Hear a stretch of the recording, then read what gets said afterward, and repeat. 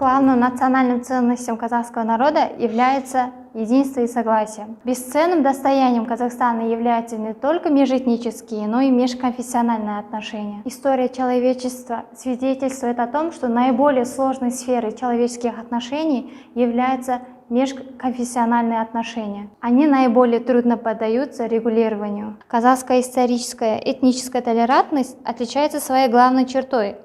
Она открытая, гостеприимная, сближающая людей, понимающая их, а не закрытая, замкнутая и разъединяющая. Она показывает готовность к общению и взаимодействию.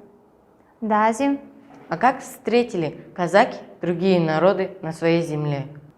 Испокон веков на территории современного Казахстана проживало много различных племен и народностей, которые, безусловно, оставили значимый след в казахской культуре. Ведь еще с древних времен казахские степи называли ключом и вратами в Азию. Известно, что Казахстан соединяет между собой две части света – Европу и Азию. А это априори подразумевает многообразие этносов, которые во время войн оседали и находили укрытие на территории Казахстана. Кто-то вел хозяйство, кто-то обучался ремеслу, а кто-то воевал вместе с казахами, защищая эти земли. Отчетливо это видно на примере того, как казахи встретили депортированные народы.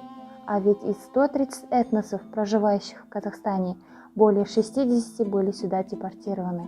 Депортация довольно широко применялась в истории человечества, и всегда депортированные в местах поселения местным населением воспринималось как чужеродный элемент. И только в Казахстане в силу вышеописанной черты характера казахов депортированные не были отторгнуты, а приняты в свою среду и обрели в Казахстане родину.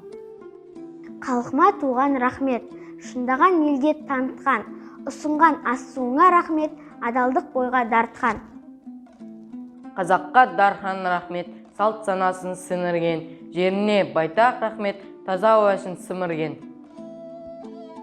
Аға ұрпақтан бастаған ісін, алға апарар жастарың үшін, жолы ашып шынықтырған, даналығы тұнып тұрған, ризамын елім саған. Тіліміз бен дінімізді сақтап, қатарға қосқаның үшін ризамын елім саған.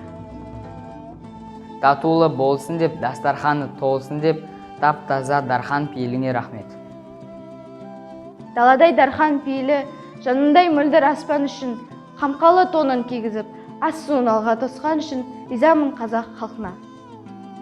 Уже 30 лет мы живем в мире и согласии под флагом независимости. Все этносы, которые были депортированы или высланы в Казахстан, сегодня выражают глубокую признательность казахскому народу, который принял их и поделился с ними своим кровом. Мың алғыс саған!